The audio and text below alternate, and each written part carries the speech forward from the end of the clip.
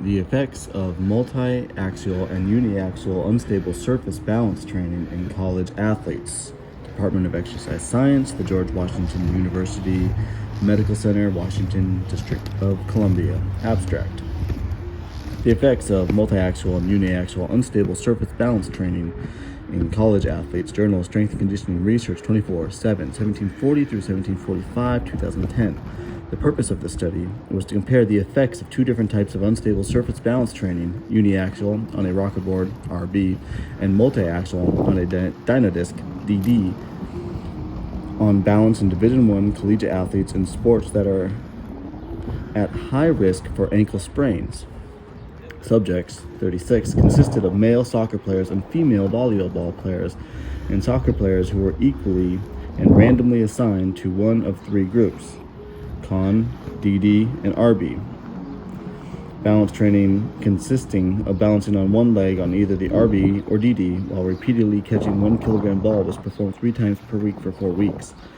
Balance was then tested with the Star Excursion Balance Test, SEBT, before halfway through. At the completion of the balance training, control, Con, subjects also were given the balance test but did not participate in the training. A 3-way repeated analysis of the variance revealed that no group individually changed SEBT scores from pre-Con 0.98, DD 0.98, and post-Con 1.0, DD 1.01, RB 1.02. After balance training, when the two treatment groups were combined, DD and RB, the p-value decreased and came closer to significance. P is 0.136.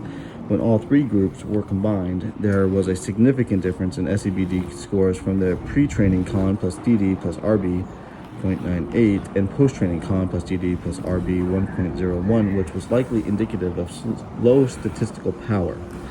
The increase in physical activity and the subject's experience during the return to in-season activity may have contributed to the significant difference in SEBT scores over time, but did not between DD and RB training. Therefore, a threshold level of physical activity may exist that is necessary to maintain balance during the off-season.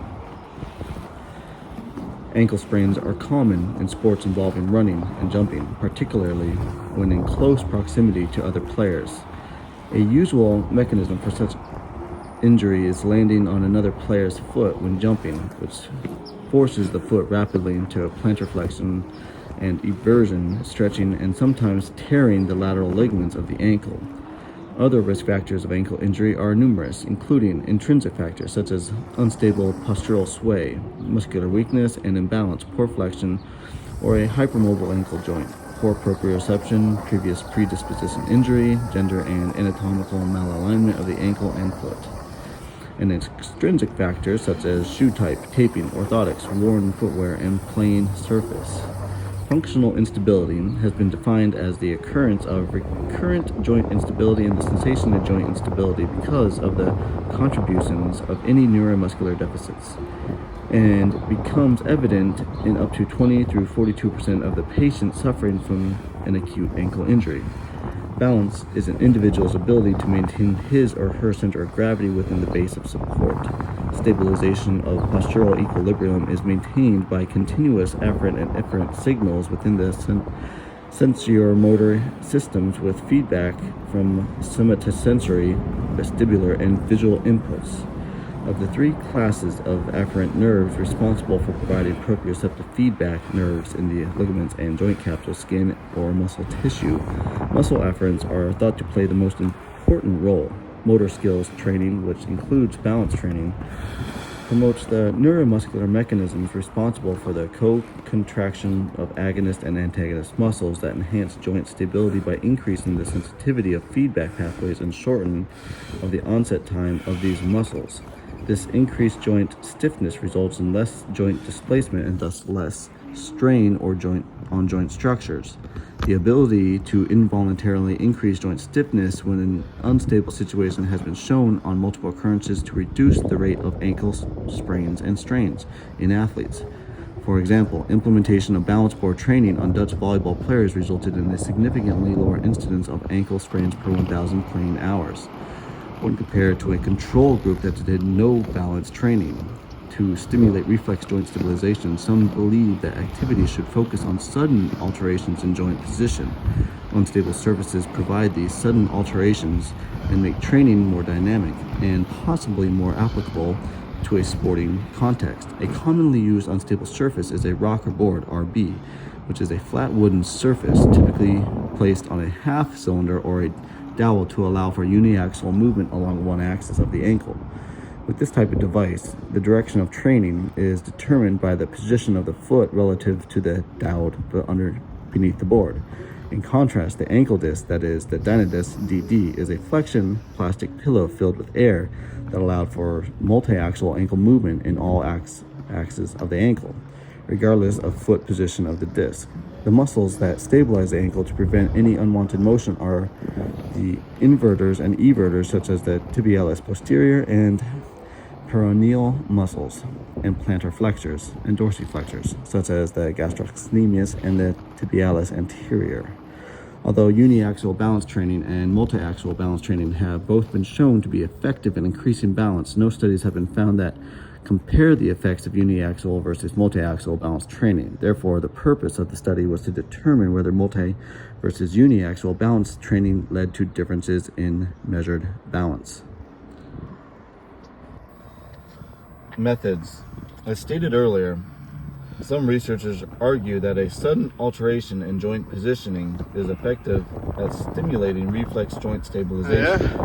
If this is in fact the case, one might expect that a device designed to induce these alterations in joint position multiaxially, such as the DD Fitball brand, Allegro Medical, Scottsdale, Arizona, USA Figure 1, might be more effective at stimulating reflex joint stabilization than a device designed to induce these alterations uniaxially, such as the RB, Extra Tools, Walnut Park, California, USA Figure 2, which allows for 12.5 degrees of inversion and eversion only. To date, no research has been performed that compares the effects of uniaxial versus multiaxial balance training. You just dive on. I'll catch you later. For this reason, the DD and RB were selected as the balance training devices in this study. With respect to balance testing, a dynamic test may be more sport-specific than a purely static test because athletes are exposed to situations where balance is dynamically challenged every time they step, run, or jump. For this reason, a dynamic test, the Star Excursion Balance Test, SEBT, was used to test balance before, during, and after 12 sessions of multiaxial and uniaxial balance training. Subjects were athletes from the George Washington University, GWU, in Washington, D.C., USA. Subjects were informed of the experimental risk and signed an informed consent document before the investigation. The investigation was approved by the Institutional Review Board for use of human subjects at GWU. Subjects were members of the women's volleyball, men's soccer, and women's soccer teams, ages 18 through 22 years. Subjects were all athletes who at the start of data collection were resuming athletic team practice and strength and conditioning sessions after an 8-week break from regularly scheduled physical activity. Data collection occurred throughout the late winter and early spring months, simultaneous with the start of the spring playing session for all subjects in the study. Subjects were attending regular practices and organized strength and conditioning sessions 2 to 3 times per week. Soccer and volleyball were chosen because 16 college sports observed between 1988 and 2004 by Hoopman et al. These had the highest rates of ankle sprains, according to the National Collegiate Athletic Association Injury Surveillance System. All these teams were out of season during data collection, so outside training was easily controlled because it consisted mainly of strength, conditioning, and agility sessions. The subject pool of 44 participants was reduced to 36 after multiple participants were excluded because of existing new injuries occurred during the time of data collection.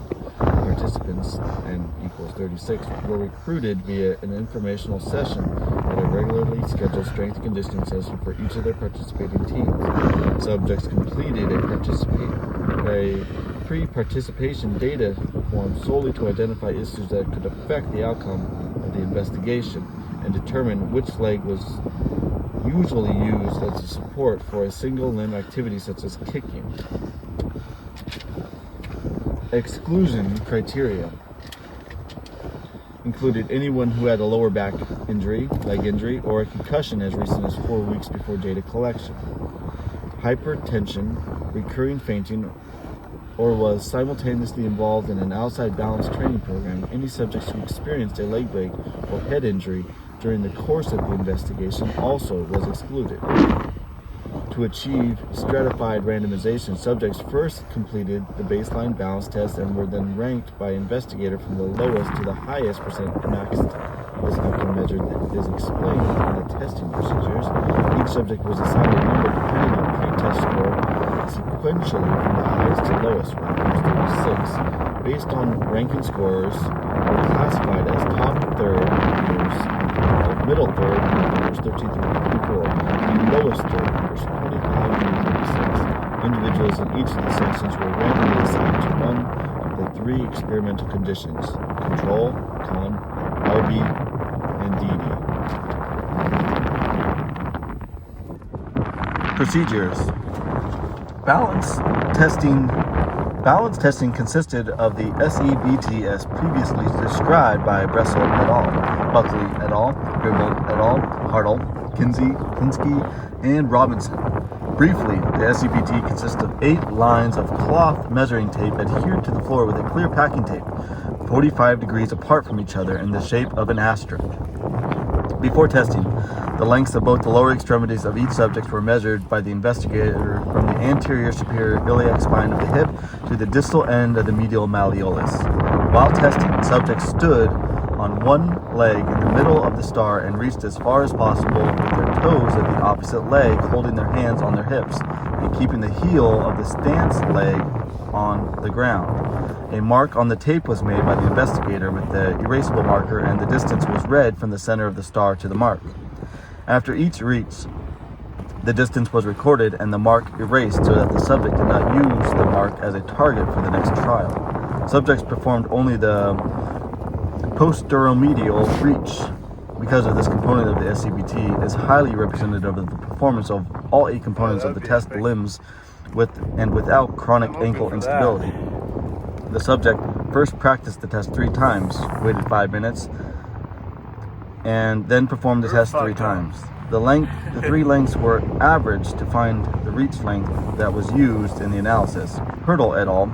Also used the averages of 3 reach lengths to determine balance. They applied factor analysis and an analysis of a variance ANOVA to compare the reach directions and concluded that there was sufficient redundancy in the test procedure for any single direction to suffice as a valid representation of lower extremity functional performance. To normalize the reach length, the investigator divided the reaching distance by the length of the stance lower extremity, then multiplied by 100. This number, abbreviated as percent maxed, represents the reach distance as a percent of the limb length. Testing was performed for both limbs and occurred on the initial day of data collection and after the 6th and 12th training sessions. Testing was conducted when the subjects reported to their sports scheduled strength and conditioning session before any other activities began. Balance training. Subjects in each testing group reported their scheduled time to participate in the regular strength and conditioning session, and the balance training was included at the end of the warm-up. Balance training occurred 3 times each week for 4 weeks, as 12 preseasons have shown to be the minimum number needed to result in balance improvement. No balance training was performed by subjects in the con group. Subjects in the experimental group paired up, and one partner balanced on the assigned surface, RB or DD. Balancing only was done on the predetermined stance leg. If the subject was on a DD, the stance foot was in the middle of the pillow. If the subject was on the RB, the stance in the foot was in the middle of the board. A line parallel to the dowel on the underside of the board was balanced so that neither the medial nor the lateral edge touched the ground. The partner stood 10 feet back, marked by the tape on the ground, and tossed a 1 kilogram weighted ball underhanded directly to the balanced partner. When catching and then throwing the ball back to his or her partner, the participant attempted to stay on one leg on the given unstable surface, and if balancing on the RB, he or she attempted to keep the board balanced. Each partner performed 3 sets of 12 catches on an unstable surface. The athlete's rest between sets was then the partner was doing the balancing. Throughout the data collection, subjects were asked not to practice SEBT or perform any additional or other type of balance training outside of their sport or strength and conditioning. Statistical analysis. Power analysis, based on preliminary data, established that with a sample size of 36 subjects, statistical power was approximately 30%. A three-way repeated ANOVA was conducted with groups as a between subjects independent variable. The three groups were control, con, RB, and DD, and time and limb as within subjects repeated dependent variables. Outcome measures were recorded as percent maxed and changed in percent maxed throughout the testing. Significant F values set a p-value of p is less than or equal to 0.05 were subject to Tukey post hoc analysis.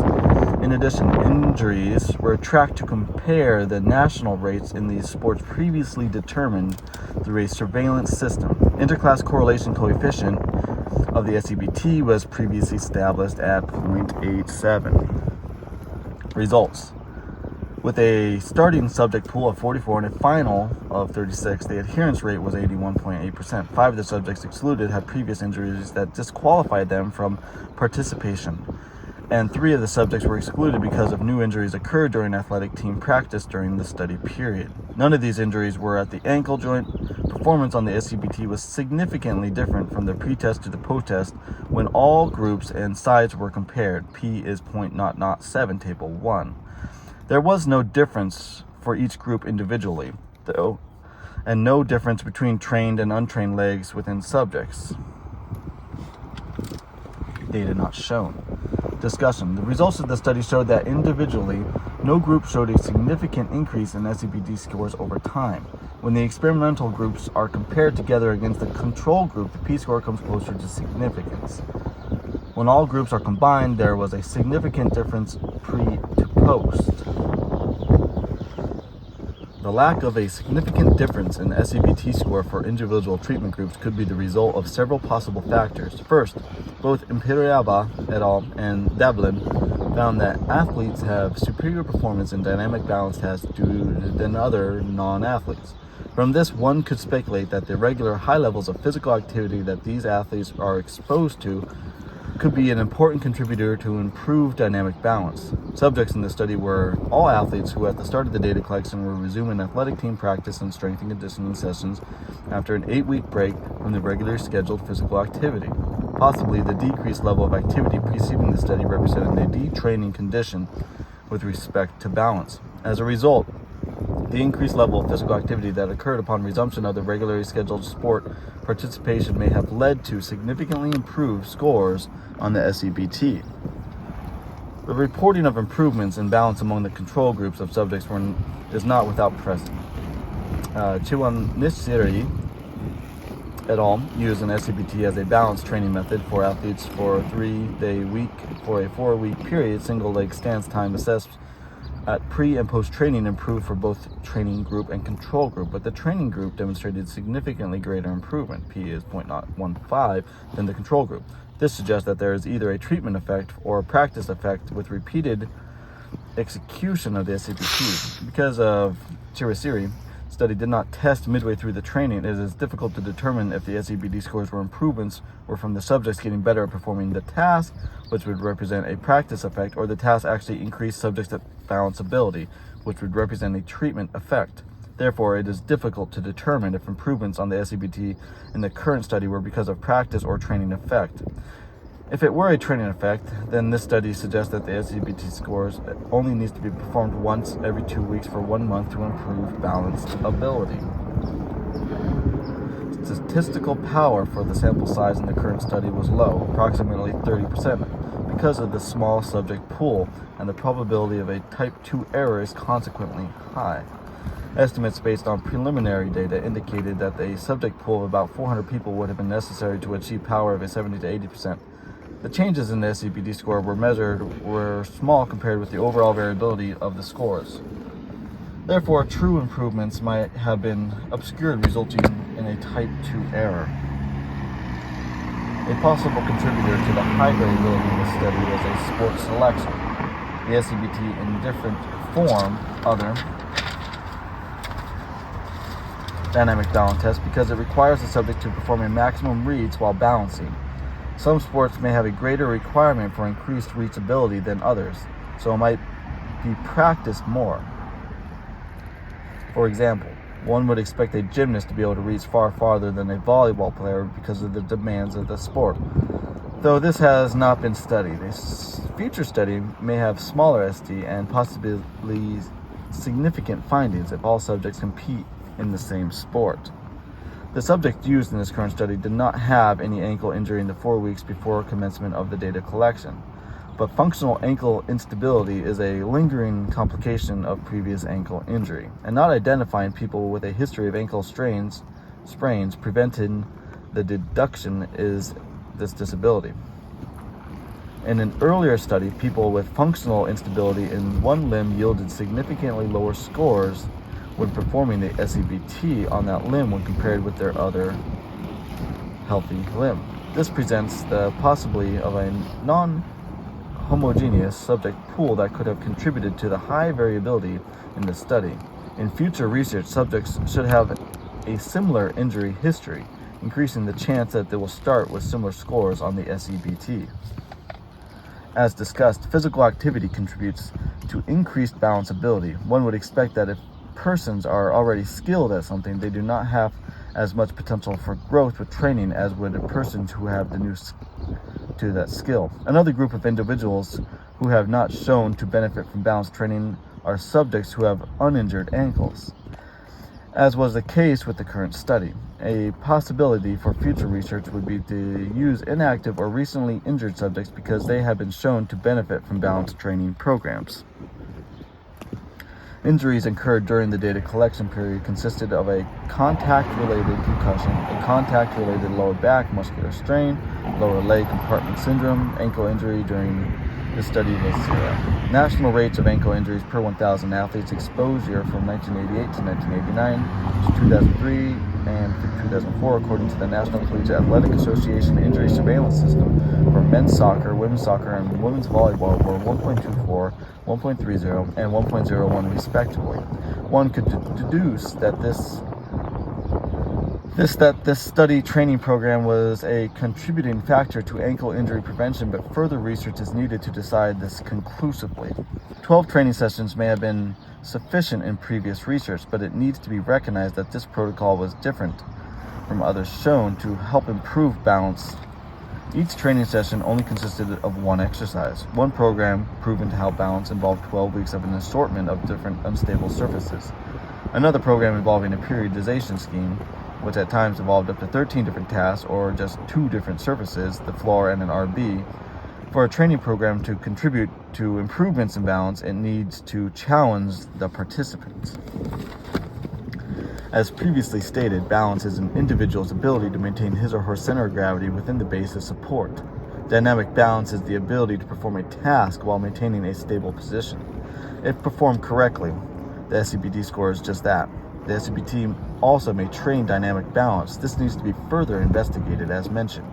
Considerations for further research also include making subject pools more specific. However, using other populations could be used to determine if the same protocol could have different effects.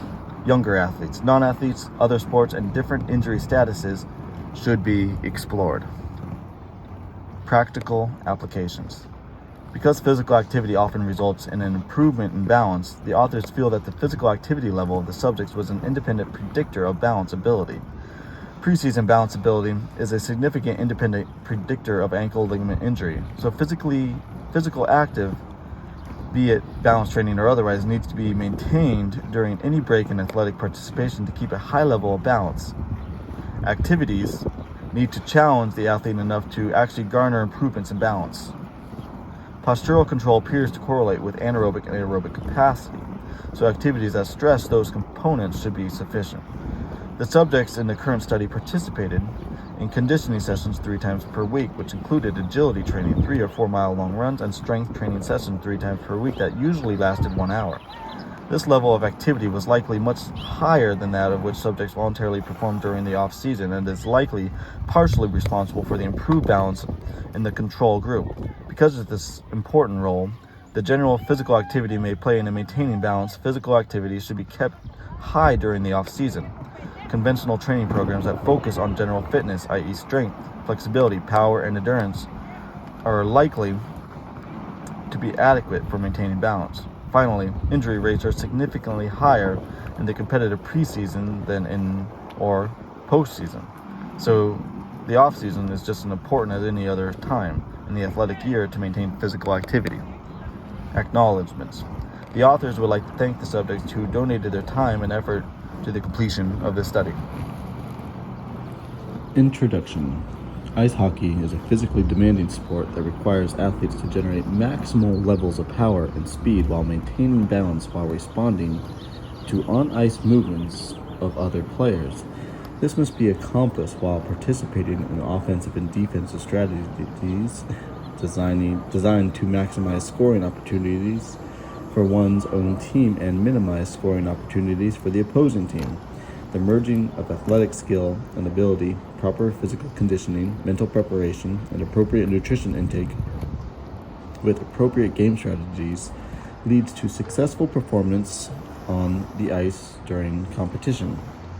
Various physiological attributes contribute to successful sports and athletic performance with the combined interaction of the aerobic and anaerobic energy pathways, muscular strength and power, flexibility, and balance being important to the success of ice hockey in athletes. Consequently, the development of physiological profiles of these attributes helps in the selection of athletes who will perform at optimal levels during competition, assists in the identification of individual player strengths and weaknesses, and contributes to the development of successful sport-specific training programs. Skating ability is one of the most important factors that contributes to successful performance in ice hockey athletes. In an effort to better understand the role physical attributes have in on-ice skating performance, several studies have been conducted that examine the relationship between laboratory measures of performance and on-ice skating speed. Individual measures and combined batteries of tests include body composition, standing long jump, vertical jump, 3-hop jump, side shuffle, drop jumps, 1 repetition maximum leg press, running sprint test, and the wing gait anaerobic power and capacity test have been evaluated to determine their individual or collective contribution to on-ice skating performance. Collectively, the available research suggests that some, but not all, laboratory measures may have effectively predict on-ice skating performance in both men and women ice hockey players. In an effort to further examine the relationship between selected laboratory measures of physical performance and on-ice skating speed, we had athletes from the National Collegiate Athletic Association (NCAA) Division I intercollegiate ice hockey team assessed for body composition and then perform a wingate anaerobic power test, an isokinetic leg dynamometer test, and an on-ice speed skating test. Specifically, the purpose of the study was to examine relationships between the off-ice laboratory testing of body composition and leg strength and power and on-ice skating speed in these Division I men's hockey athletes. We also attempted to identify the best predictors of on-ice skating speed from the measured laboratory variables. The result of the study provided additional information on the use of laboratory testing to predict on-ice skating speed and assist in the development of effective training and conditioning programs. Methods. Experimental approach to the problem. All subjects were tested after 5 weeks of preseason strength and conditioning program that was directed and monitored by the Miami University Intercollegiate Strength and Conditioning staff. Testing occurred during the first week of October, immediately before regular scheduled ice hockey practice began for the 2008-09 season. This was a team of highly skilled athletes who participated in the NCAA Frozen Four Championship, finishing as national runners-up. All subjects were tested at the same time of the day to control the diurnal variations. Subjects were tested on 3 separate occasions with at least 48 hours between testing days. On the first day of testing, subjects reported to the Health and Human Performance Laboratory where they were measured for body mass and body composition. Immediately thereafter, subjects were tested for anaerobic power using the Wingate 30-second anaerobic power and capacity test. On the second day of testing, muscular force production was measured using an isokinetic dynamometer.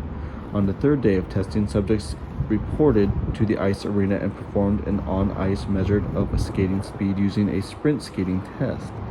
The same research technicians administered each individual test. The measurement of these dependent variables was then used to examine the relationship between off-ice laboratory testing of body composition and leg strength and power, and on-ice skating speed. Subjects: 21 males, 20.7 plus or minus 1.6 years, members of the men's university varsity ice hockey team who played the position of forward or defense, participated in this study. All subjects read and voluntarily signed a written informed consent document and completed a health history questionnaire in accordance with guidelines set forth by the Human Subjects Institutional Review Board at Miami University. Subjects refrained from any prior exercise on the days of testing. Body mass composition. Height was determined using a stadiometer, and body mass BM was measured using a calibrated electronic scale. Body composition was assessed using air displacement plethysmography, pod life measurement incorporated, Concord, California, USA, according to the manufacturer's instructions. All subjects were tested 2 hours postprandial, avoided before testing, and were measured wearing only compressed shorts. Percent body fat, percent fat, and BM were used to calculate the amount of fat mass FM and fat-free mass FFM for each subject. Anaerobic power. Immediately after completing the assessment of body composition, the subjects were tested for anaerobic power using the Wingate 30-second anaerobic power and capacity test. All subjects performed a 5-minute warm-up and low-intensity cycling with the flywheel resistance equal to 1 kp and pedal speed equal to 60 rpm. At times, 1 through 4 subjects performs a sub-maximal 75 through 90% of maximum effort sprint of the 5-second duration. After completing the warm-up, subjects were given a 5-minute recovery period before performing the test. Anaerobic power and capacity were measured using a calibrated Monarch computerized cycle ergometer model 894E with the flywheel resistance set at 7.5 of individuals BM.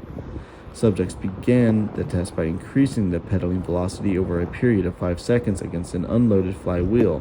When the cadence reached 120 RPM, the computerized cycle ergometer automatically dropped the weight-loaded pan, and the resistance of the flywheel was increased. Subjects were allowed to rise out of the cycle ergometer seat to a standing position during the test. Recent research has shown no difference in peak or mean power in the elite-level speed skaters during performance of a Wingate test when the standing or seated position.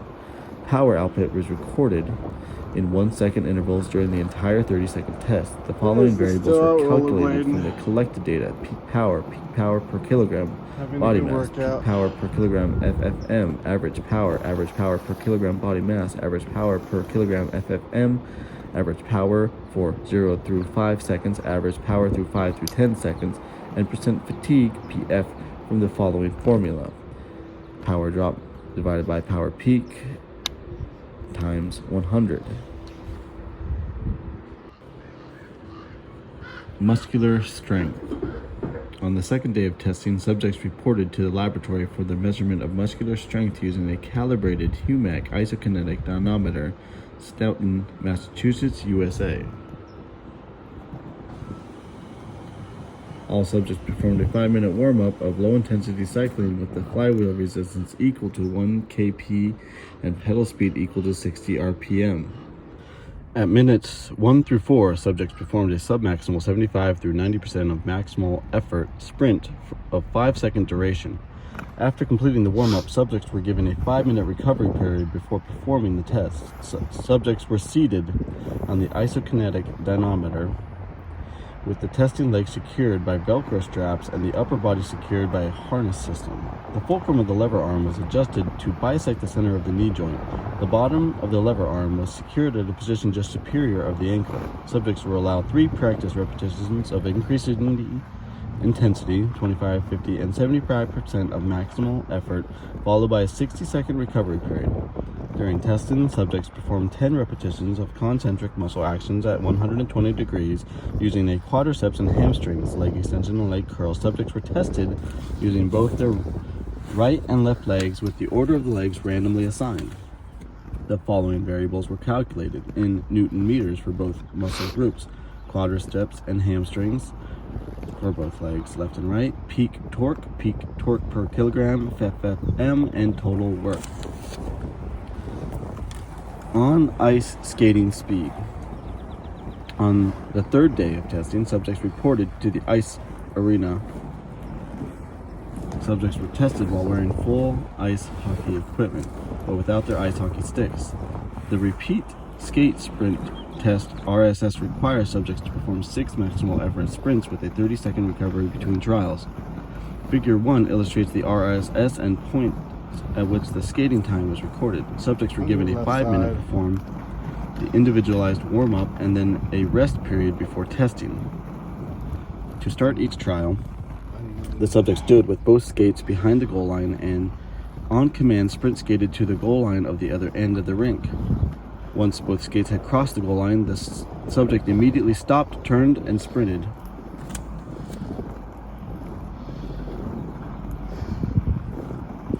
The time required to go from the start goal line to the opposite goal line, a distance of 54 meters, was recorded as the first length skate, FLS. The time required to skate from the starting goal line to the opposite goal line and then back to the near blue line, a distance of 89 meters, was recorded as total length skate, TLS. At all times were recorded manually, losing a digital stopwatch by the same 2 research assistants. The average of the 2 times for each sprint was used in the data analysis. After completion of the tests, the following variables were determined: fastest, FLS, FLS fastest, fastest TLS, TLS fastest, average of the 6 FLS, FLS average, and average of the 6 TLS, TLS average.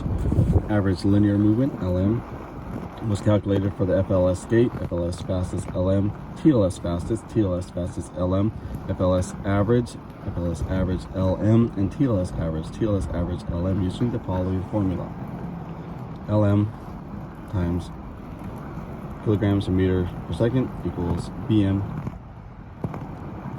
kilograms times skating velocity meters per second. The fatigue index, FI, for the FLS, FI, and the TLS, FI, was calculated as follows: fastest skate time minus slowest skate time divided by fastest skate time times 100. Statistical analysis. Mean and SDs were calculated for all variables. To quantify the strength and direction of many bivariate relationships, Pearson correlation coefficients were calculated.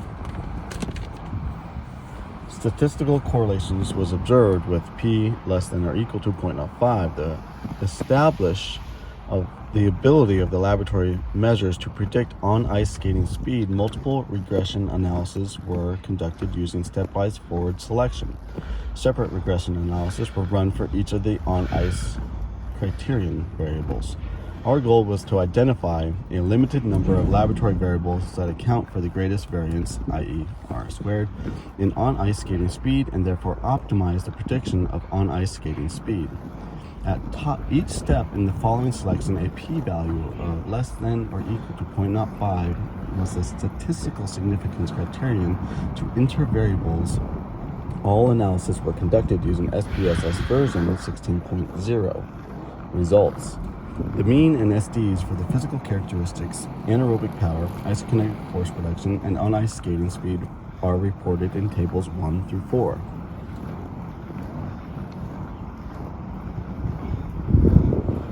The subjects were physically fit with high levels of anaerobic power and capacity, high isokinetic force production, and fast skating speeds. We classified the various tests into 4 categories: on-ice variables, anthropometric variables, isokinetic variables, and Wingate variables. A matrix of intercorrelations which presents the correlation coefficient in pairs of variables is shown in Table 5. Not surprisingly, the on-ice skating performance variables were strongly related to each other within the category. For instance, FLS fastest time and TLS fastest time were strongly correlated. R equals 0.85, P is equal to 0.001, indicating that FLS fastest times could account for approximately 73% of the variance in TLS fastest times and vice versa. Likewise, FLS average times and TLS average times were also strongly correlated. R is 0.89 and P is less than 0.901. Measures of linear momentum had several fair correlations. P 0.25 with skating times and skating fatigue indices. Finally, skating times were in several cases moderately correlated, P 0.5 through 0.75, with skating fatigue indices. An example was that TLS fastest was significantly correlated with TLS FI. On ice skating times, FLS average and TLS average were moderately correlated to percent body fat, and such that a greater percent of body fat was related to a slower skating speed, figure 2. On ice skating times were also significantly correlated with wing gait, anaerobic power, and capacity measures. Specifically, FLS fastest was correlated to PF, figure 3, and FLS average was correlated to wing gait peak power per kilogram. Now I'm going to put my light on. These correlations indicated that subjects with a quickest FLS fastest time had the greatest percent fatigue during the wing gait test. And the subjects with the best FLS average skating times were those subjects that produced the greatest peak power per kilogram body mass during the wing gait test.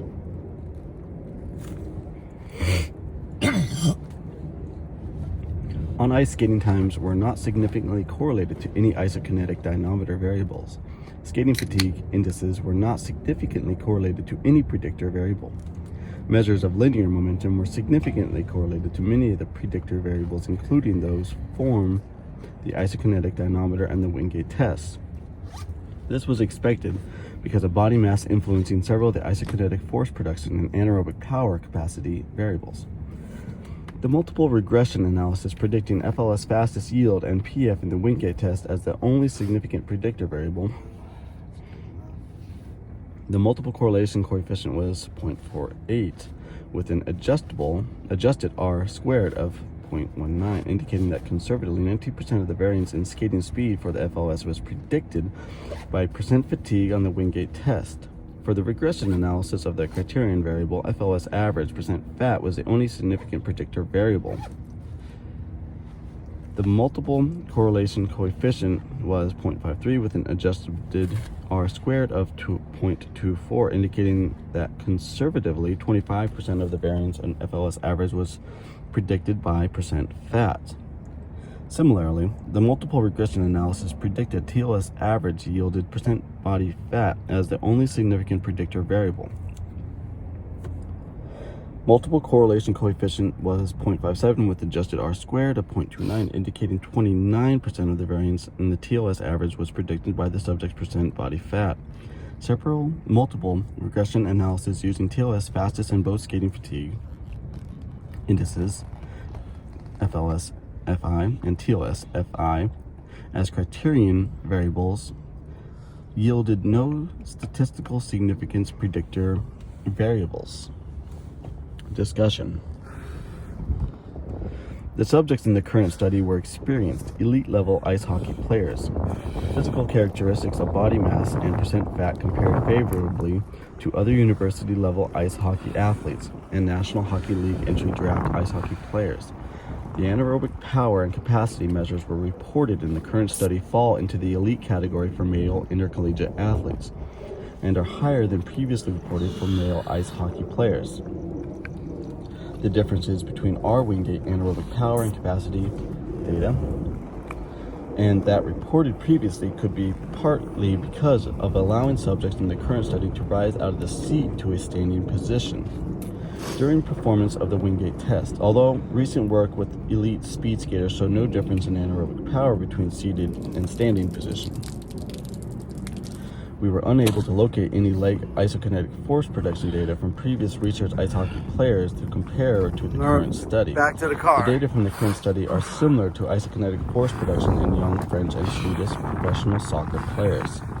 Similarly, it was difficult to make comparisons of on-ice skating speed and previous studies because of different distances used to measure skating speed. The differences covered by university and junior A hockey players in the study by Watson and Sargent were similar to the FLS 54.9 meters and TOS 90.4 meters, to the current FLS study 54 meters and TOS 89 meters. We reported faster skating times for both the FLS and TOS. It is important to note that fatigue index from the current study for both the FLS and TOS is similar to that reported by Watson and Sargent. In conclusion, the subjects in the current study had very high levels of anaerobic power and isokinetic force production and fast on-skating speeds. Successful performance in ice hockey requires athletes to develop well-rounded fitness, including high levels of anaerobic power, aerobic endurance, muscular strength, power, and endurance. On-ice skating speed is only one of the many important factors contributing to successful performance, and improving skating speed should be a focus of training and conditioning programs and a criterion measured for selection of athletes to competitive teams. The major findings of the current study suggest that the following laboratory measures can be best used to evaluate and predict on-ice skating speed and skating power in men's intercollegiate ice hockey players. Percent body fat, isokinetic force production in the legs, and anaerobic power. Our results from the isokinetic testing and the Wingate anaerobic power test support that those previous studies in that their ability to produce force and power is very important for successful performance in men's ice hockey. For example, Burr et al. Has demonstrated that leg power as measured by a vertical jump test was moderately correlated with National Hockey League entry draft selection order.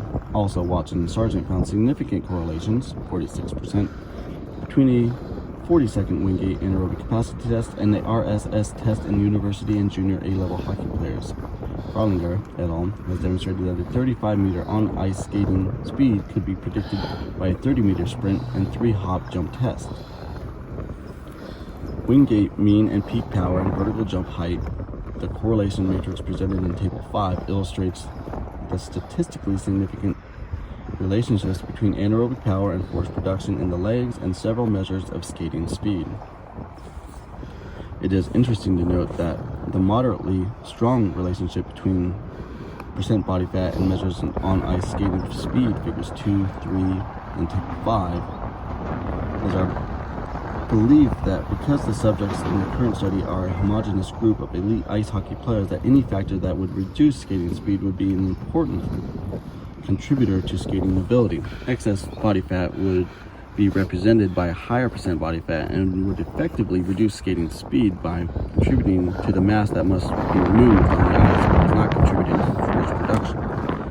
Other investigators have also demonstrated the ability of a body mass index score, which included a measure of lean body mass for and body composition, to predict draft entry and transition into the National Ice Hockey League.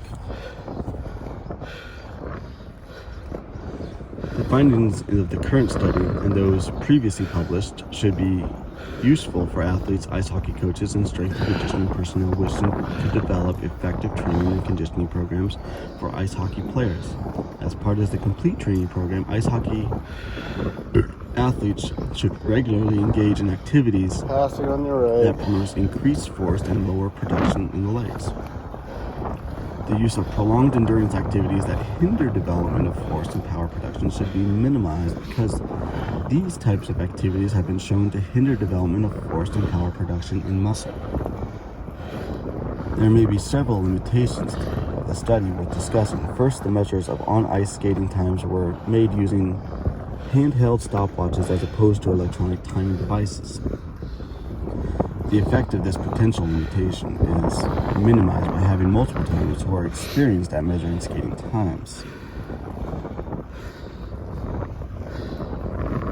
A second limitation would be the level of motivation of the subjects for performing the Wingate anaerobic power and capacity test and the repeat skate sprint test. Both of these tests are physically demanding and considerably fatiguing. We believe, however, that this group of intercollegiate athletes was highly motivated for each test and therefore performed to their maximum capabilities. Finally, there may be a concern about the lack of familiarity with performing the isokinetic dynamometer test. We attempted to minimize this during testing by having each subject perform 3 practice trials with each leg before data collection occurred. We also believe that the high level of motivation in the subjects to perform well helped minimize any limitation brought about by unfamiliarity in the test. Practical applications. The results of this investigation indicate that coaches and strength and conditioning professionals can use laboratory testing of select variables to assist with assessing and increasing the on-ice skating speed of elite level ice hockey players. This information can be valuable for monitoring and predicting skating performance when ice hockey athletes do not have access to a skating facility. Information from the laboratory measures can be used to develop effective strength and conditioning programs that will alter body composition and leg strength and power in a manner that will improve on-ice skating speed. Can you hear me? Strength and conditioning programs that promote lower percentage of body fat and high peak power will be facilitate improvements in on-ice skating speed. The improvement in on-ice skating speed should contribute to overall development and improvement of performance in highly trained male ice hockey athletes.